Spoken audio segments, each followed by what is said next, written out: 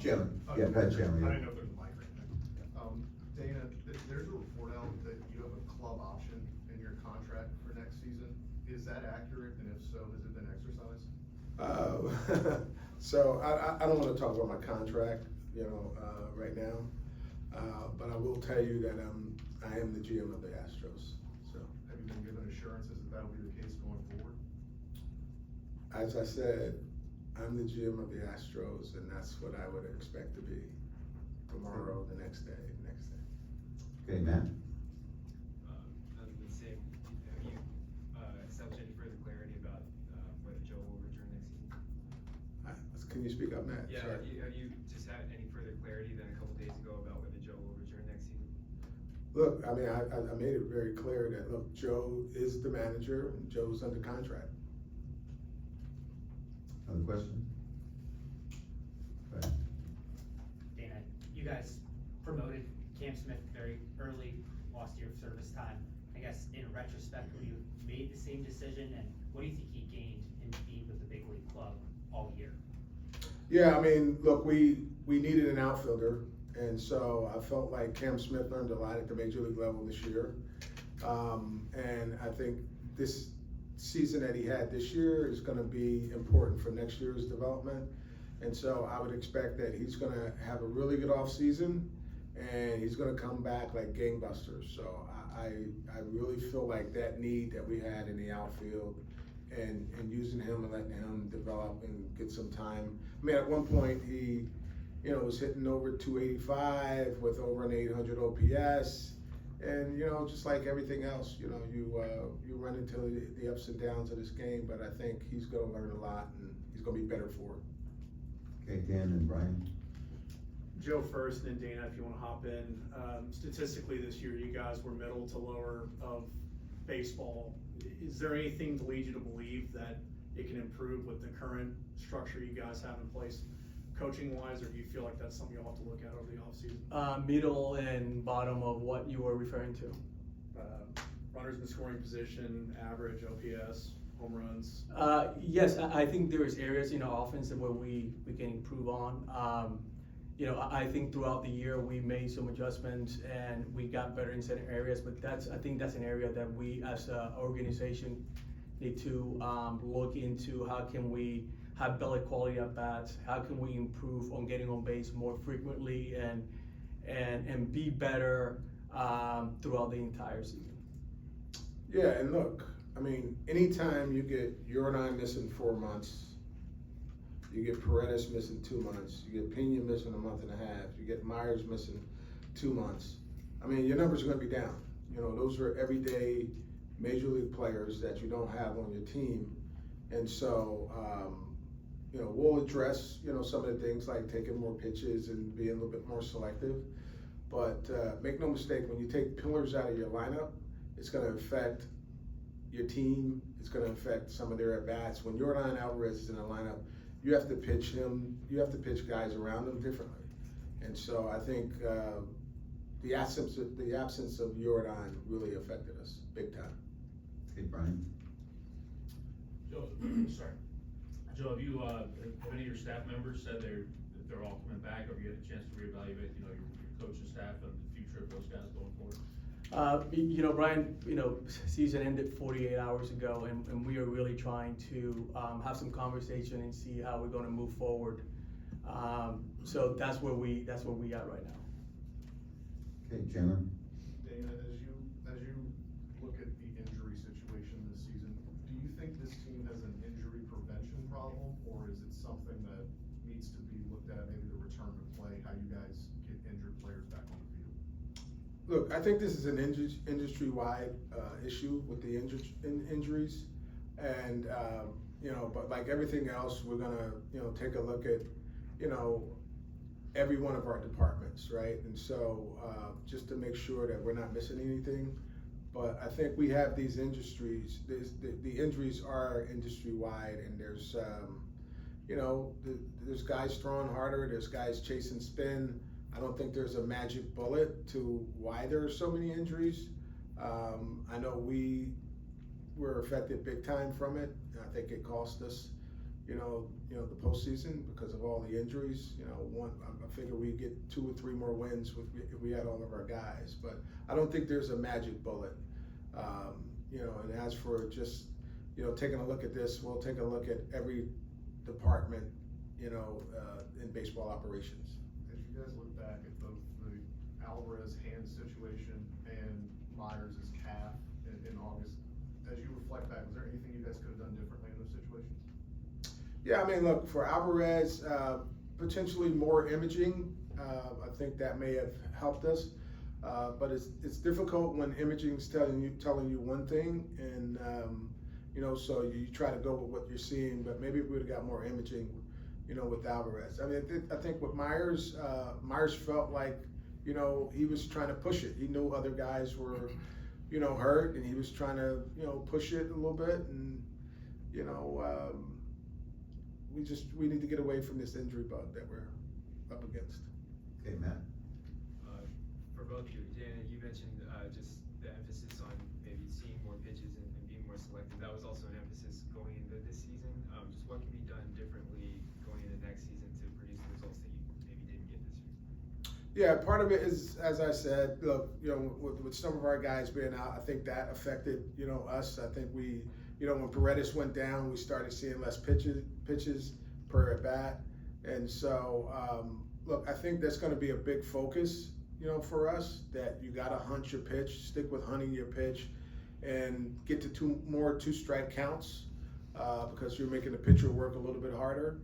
And I think the fact that we chased a little bit early, it's just, I think our guys were pressing a little bit because we had guys missing in the lineup, and we tried to do too much. Just to add, and I think there was a period of time when we had some younger players at the major league level trying to fill some of those holes, and so it takes them time to set their feet in what the major league at bat will look like. Potentially trying to do too much because of the void of other players, but I think they handled themselves really well. There was a stretch there in June and July where we had younger players performing at a high level, grinding at bats, putting great at bats together, doing little things very well to help us win games. So that's also going to take away from overall numbers on pitch selection and stuff like that. But I think as a whole, there's ways that we can address that, and we'll do that. We're an offense that when we do the little things well, we take pitches, we drive the ball in hitters count. We've done it in all the years that I've been here. We just got to get back to that disciplined approach where we know that we are an elite offense when we all work together. And there were times where we kind of got away from that, but we have to do a good job of bringing that mentality back, and we will. There's no doubt about that. Do you both think that message was kind of delivered to the players the right way or in an effective way? Yeah, I was in there all the time, and we did. But there's times where there's the level of game that we are playing, the platform, the expectations that sometimes players get away from that approach, which is very normal.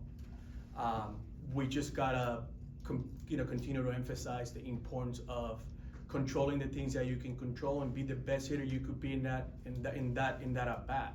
And if you do that, it will trickle down, and now you get a whole entire offense working together. Okay, Ari, Christie, then Brian. For either of you, you guys have had kind of 48 hours to look at stuff. What have you been able to evaluate so far, and what are your priorities to evaluate? Yeah, I mean, so we first, of course, been able to evaluate that you came up a game short, right? You dwell on that, for more than you'd like to, and it's frustrating. You start looking back at every single close game, some of the ones that you blew, and you just play that back in your head. And so that's something that we've been dwelling on a little bit, but I mean, that's a big part of the first 48. It's just hard to envision that you're not playing in the postseason, and it's been tough. So that's pretty much what I've been dwelling on. I haven't really gotten to much after that. You know, and for me personally, is having conversations with our players. I want our players to be proud of the effort and their fight till the end. So it's me having conversations in the clubhouse, or you know, picking up the phone before they start the off season and let them know that they fought till the end, and we came out short. And I could hear in their voice how they're ready to start next spring training. You know, this is going to put a chip on our shoulders. Like we are a postseason team. We are built to play in October, and it was disappointing that we're not playing today. I'm not happy about it, you know. But also we are learning from things that we could have done better. How can we improve our club? And our players are hungry to get back to spring training and play. That's what my 48 hours have been, aside from spending time with my girls. All right, Christy, Brian, and then Dan. Joe, I mean, obviously you certainly don't want injuries, but because you had so many, and you were able to get so many young players meaningful at bats, do you believe that will help you guys moving forward to have that experience? You know, I think that's a positive that gets kind of lost out in the narrative of the injuries, and I don't want it to be part of I don't want the injuries just to be the narrative. Let's talk about also our young players who came up and did exceptionally well, and we're going to need those players moving forward. We have been able to sustain this success because young players come up and they play and they turn out to be great players, all-star players. And I think we were able to find that out through these injuries where, hey, so we got some young arms that came up and, you know, help us get to this late run, position players who came up and, you know, fill some big shoes of some big time players, because they knew they need to do it. So that aspect, not only performing, but knowing that, you know what, this team needs me. I'm also, I'm showcasing myself for next season. I want to put my name on the radar where I think this team can count on me moving forward. And I saw that development on our players, which I think is very important when you try to sustain winning at an organization. Can I? And I know you talk about evaluating players, evaluating your staff, but do you do self-evaluation? Oh, 100%. Yeah, sorry to cut you off, but absolutely. I look at myself in the mirror every night after every game. What could I have done better? How could I communicate myself better with the player, my staff? This is my second year on, you know, managing this club, and I continue to grow. I'm open-minded about suggestions and ideas. How can I make myself better and make my players better? Absolutely. If not, I would not be helping this organization if I'm not holding myself accountable. Because at the end of the day, I'm the manager of this team, and I'm responsible for what goes on in that clubhouse. So I care about that deeply. I care about the organization, and I care about, you know, putting the best product on the field, because our fans expect us to win, and I take that very seriously. Okay, we'll go Brian, Dan, Michael, and Matt. Brian. If you guys going into spring are healthy, it seems like you'll have a logjam of players on the infield with Paredes and Correa and Pena and Urias, all those guys. How do you see that playing out in the offseason and going into next year? How can all those guys coexist? Yeah, I think that's what the offseason is for. I think it's a great problem to have, but I think that will solve itself by itself. Okay, Dan. Dana, two parts. Financially, where do you guys feel like you're going to be in terms of how aggressive you guys can be this offseason? And when it comes to trades, do you feel like you guys have any untouchable guys on your roster? First, nobody's really untouchable. I mean, you have to keep every avenue open and try to get better. And, if there's an opportunity to make a trade, we'll make a trade. But, right now our roster is put together very well. I think we have a really good team. If we stay healthy, we will for sure be back in the dance in October. So what was the other part of that question? Financially, just how aggressive you guys can possibly be. Yeah, Jim Crane has never held back, so I would think that we're going to have the full ability to go out and acquire and get better. And if there's areas that we think we need to improve on, whether it's a starting pitcher or left-hand bat, I think we'll be in the market. Okay, Michael, Matt, and Jesus. This is for Joe, but Dave can ask also. Usually October, you guys are playing baseball at the ballpark. Do you guys have any plans for your off time in October? Anything with your girls? Anything you want to share like that? I'll tell you, I'll share you, a little personal story with my little one. She was very disappointed that we're not playing in October. I asked her, Daddy's home, we get to spend some time, and she wasn't very thrilled about the fact that we're not in the dance. And I told her that, you know what, Vivi, we're gonna work really hard to get back to October, because everything she's known is October, which I, appreciate that from her. But, she said, Daddy, you guys are a good team, and, thank you for being here for the next couple of days, but I wish you guys would be in the postseason. She mentioned Halloween. We've been in hotels for Halloween, all this, nice stuff that a 10-year-old would. And that, it touched my heart, because you know how much I care about my kids, but also about playing October. And I was expecting to play today, and it's really difficult not to be on a baseball field today, suiting up and representing the city.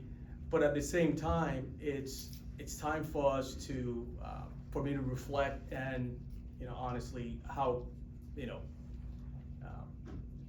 grateful I've been and how lucky we've been to be in a postseason for a very long time. So for me, it's time for me to, reflect, and how can we make this team better? How can I make myself better, my staff better, so we can get back to October? Okay, Matt, Jesus, and then Jason. Just a couple of quick things. Altuve's role obviously evolved over the course of the season. Just how do you view that going forward? Well, you know what, for me, Matt, we're gonna sit down and go through that. Obviously, things were shuffled around because we were missing players. So you go from plan A to plan B to plan C, and what I do wanna say is that it's important to, again, remind how important Jose Altuve is for this organization. You go in there with a plan A, injuries happen. Number one, this guy is posting every single day. He plays through pain, ups and downs, easy in there. Joe, where you want me to left field? Okay, second base, yes. DH, yes, here we go. That's very important. Now, our job is to, once all these guys are healthy, put another plan in place where we can maintain all these guys healthy throughout the season. I think that's going to be where my main focus is going to be. How can we play these guys where there's DH days for everyone, and who's going to be playing here and there, so we could keep these guys healthy. And once we do that, once these guys are healthy, we're going to find ourselves playing deep in October. For me, is Altuve. He's always open to do whatever is best for the team, and respect him immensely for that. Also with Caratini becoming a free agent, how do you view just kind of the organizational depth at catcher, and would there be any interest in possibly bringing him back? Yeah, I mean, we would have interest in bringing him back, and having some conversations, because if you don't bring him back, you definitely need a backup catcher, and he's been, I think, one of the best backup catchers in the league, and so we would like to bring him back, and we'll have conversations about it, but if he's going to be a free agent, so if he decides to go somewhere else, we have to be in the market for a backup. And so, but we would definitely have interest in talking to him. Okay, Jesus, Randy, and then Chandler. Dana, can you address this, and then perhaps Joe afterwards? Can you tell me what your rotation options look like for next year, and how realistic is it that you could go with these arms without adding something to free agency if you lose Framber? Yeah, I mean, I think it's going to be headed up with Brown, and we're going to have some conversations like we've had in the past with Valdez, and then we got some young guys that we're going to see what they could do, but and then we're going to have some other guys coming back off the IL. Javier is one that I think he was the one that I thought once he came back, he started getting it up to 95. He had a couple games where he touched 96. And so I think he could be a big part of it. you know, blue ball, you guys saw what he did at the end of the year. You know, he still had the consecutive scoreless innings, you know, so we'll give him, you know, a good look. And so, look, we're going to have some options. We're going to probably be in the market for sure to, you know, trade for an arm. But, you know, we definitely have options, and, you know, I'll let Joe talk to some of the other guys because you want to get in on this too. But I do feel like, you know, we're going to have enough options in terms of our rotation. Yeah, and, you know, just to, I think he touched on Javi. I think Javi was really show towards the end of the season that we're going to see the Javier that we saw in years back. Obviously, Hunter Brown, Cy Young candidate. For me, he's one of the best in the game. Feeling great about him, you know, coming back and being that workhorse that he was this past season. And then some young players that we're really excited about. We were talking August, September about, you know, some pieces, some of these younger players that are coming up, which we will have conversations once we start putting this together. But I'm really excited about the future, guys. I think that it's going to be a fun offseason for us, trying to figure all these out and trying to put the best team on the field. I'm looking forward to it. And if I could follow up on the catcher situation, some people within baseball wondered if your catchers really had the respect or the authority that a Martin Maldonado had with your pitching staff, where he kind of kept them in line. Do you get the sense that your catchers have gained that trust where, say, if an ace kind of goes out of line, that you could keep them in line? Because Martin did a really good job of managing your pitchers. Yes, to answer your question. I think our catchers did a really good job on that aspect. Okay, Yeah, I mean, Randy, they led the league in strikeouts. Randy and then Chandler. Two-part question, guys. The impact Carlos Correa had coming back, if you can talk about that since he arrived, and the leadership he brought back on the field in the clubhouse, and moving forward to go into the spring. And the second question, the sample size was Zach Cole. What did he show you in this time up, and looking forward with him? Yeah, obviously the Carlos huge impact. Happy to have him back, and I'll be you know, touching base with him in the next couple of days.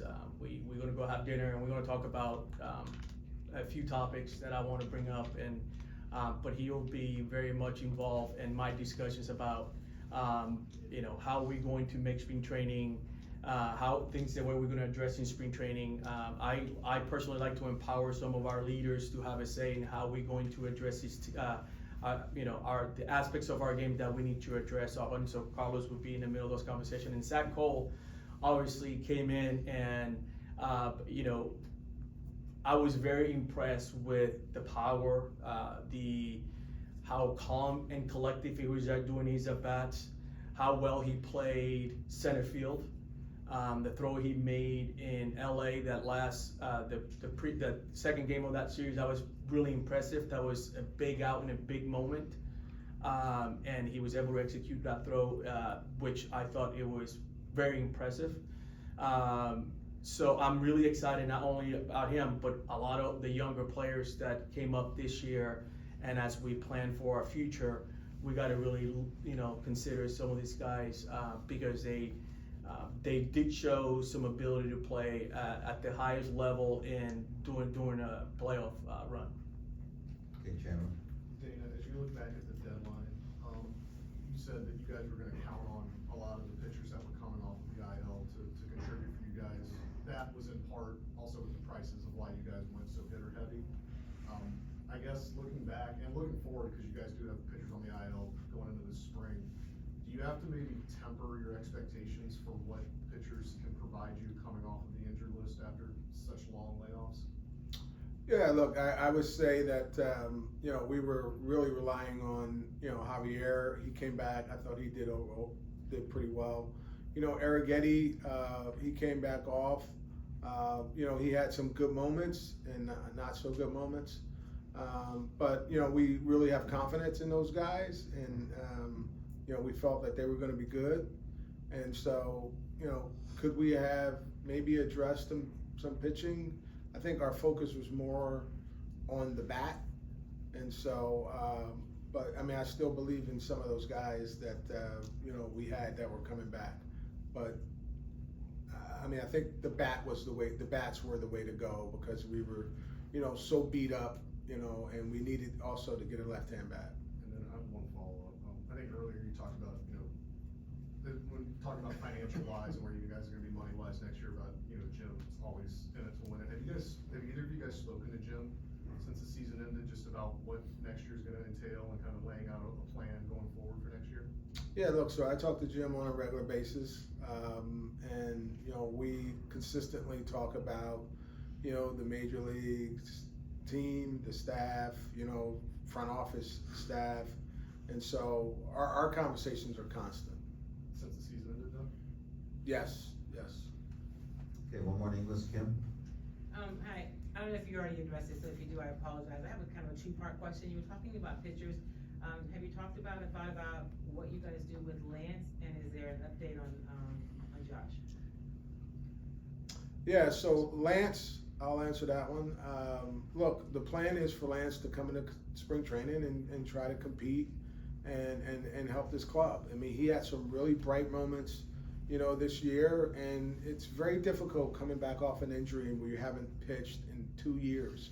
And so I think that, he gave us his all, and he had moments where he was really good, particularly the one in Los Angeles against the Dodgers. But, we would expect that, pitching this year, we would expect them next year to be even better. And so we're hoping, that, he comes in and he's, ready to go because we can use him in that rotation and we can get, the Lance that, he's capable of being. Second part, what was it? What about Hader? Oh, sorry. Oh, yeah, so the Hader update, we continue to get imaging consistently. He's getting better. He feels better. And so I feel like, confident about it. But, of course, we won't know fully until he starts to throwing. He's going to start throwing at some point, and then we'll know more. But it's moving in the right direction. Okay, we'll switch over to Spanish.